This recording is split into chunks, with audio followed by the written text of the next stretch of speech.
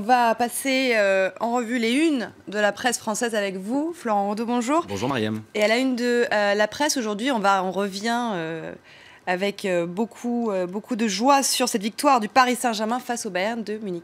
Tout à fait, un succès 3-0 au Parc des Princes pour les joueurs de la capitale.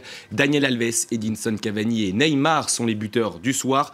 L'Europe est prévenue pour l'équipe qui ajoute en terrassant le Bayern. Le PSG envoie un puissant message aux autres favoris de la compétition.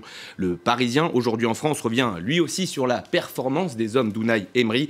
Les Parisiens, Paris taille patron, peut-on lire en une. Le journal estime que le club de la capitale a frappé un grand coup en battant le quintuple vainqueur de la Ligue des Champions. Il publie ce matin une interview de Neymar qui l'assure. C'est un privilège de jouer à côté de Kylian Mbappé. Le jeune Français, bien sûr, appréciera. Lui qui a été doublement décisif hier. Une belle preuve de respect, en tout cas, de la part de la superstar brésilienne qui est apparue très complice avec son partenaire sur le terrain hier, Mariam.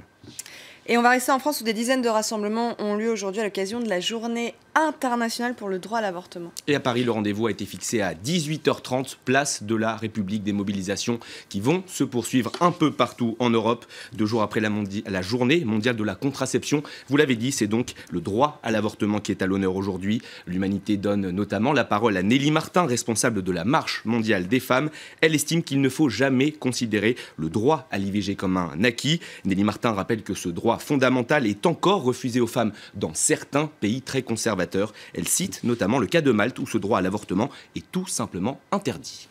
Le Parisien se penche ce matin sur un phénomène de plus en plus répandu dans le monde du travail et ce serait lié à des problèmes liés à la religion. Oui, c'est le résultat d'une étude publiée par l'Observatoire du fait religieux en entreprise. L'OFRE, c'est comme ça qu'il s'appelle. Selon elle, 34% des Français rencontrent régulièrement des problèmes liés à la pratique religieuse de leurs collègues. C'est 6 points de plus que l'année dernière, c'est assez notable. Parmi les plus fréquents, le refus de travailler sous les ordres d'une femme ou d'accomplir une tâche pendant l'heure de la prière. Le Parisien aujourd'hui en France rappelle que de grandes entreprises françaises comme la RATP ont réprimandé certains de leurs employés. Ils refusaient notamment de serrer la main d'une femme sur leur lieu de travail.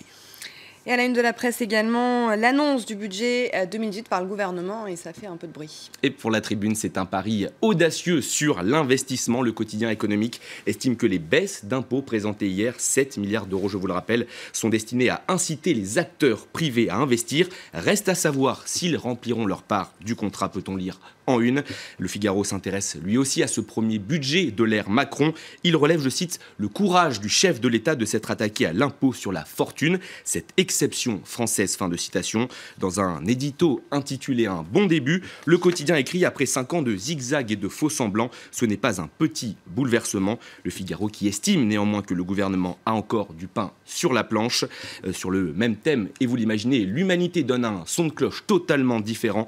Le quotidien fondé par Jean Jaurès estime que ce budget est marqué par un transfert fiscal inédit des plus pauvres vers les plus riches. Rarement dans l'histoire fiscale une telle redistribution à l'envers aura été menée. Une bataille d'édito, puisque celui-là est intitulé Le syndrome des yachts. Il ne laisse que peu de place au doute. Nicolas Sarkozy n'a qu'à bien se tenir. Emmanuel Macron vient de le remplacer comme le président des riches. Fin de citation. On termine ce tour des kiosques avec ce référendum controversé qui est prévu dimanche en Catalogne. Et oui, J-3 désormais, Mariam, avant la date prévue par les indépendantistes pour ce scrutin, je vous le rappelle, jugé illégal par Madrid. Catalogne, la déchirure, c'est en une de Libération ce matin qui s'interroge.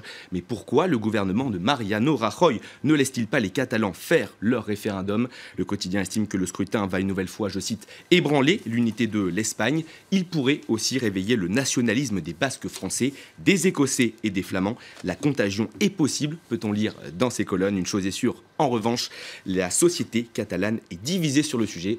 Les 3 prochains jours, en tout cas, promettent d'être agités, Mariam. Merci beaucoup Florent, on vous retrouve à 9h20 pour la revue de presse internationale. Restez avec nous, on revient dans quelques instants pour une nouvelle demi-heure d'infos. On reviendra sur cette victoire du PSG hier au Parc des Princes 3-0 face à Munich. Et puis ce sera le focus, on partira également, vous le verrez. Donc restez avec nous, on revient dans un instant.